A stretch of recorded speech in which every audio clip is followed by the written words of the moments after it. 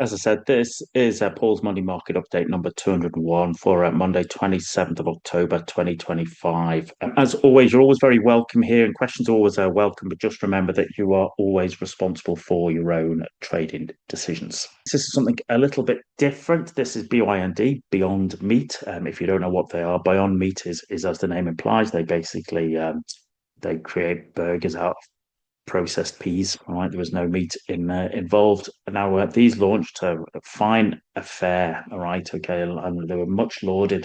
It's 5, 6 years ago. It's before the I think it was before COVID, wasn't it? And I think they opened high and they rallied stupidly high. I think it might have been to about $250, etc. But then what happened was that people went out and tasted them, and the share price has never looked up since.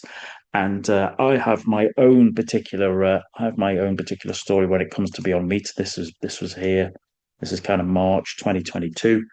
I inadvertently found myself on a date in a vegan restaurant with a vegetarian girl, and even the wine was vegan.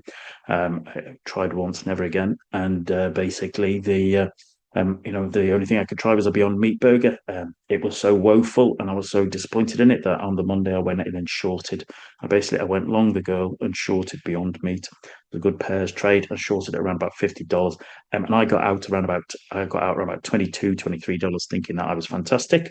But actually, you can see that literally it drifted its way much, much, much, much lower. And I think it sort of kind of peaked out there kind of about a week or two ago, it was about 65, 70 cents. Right.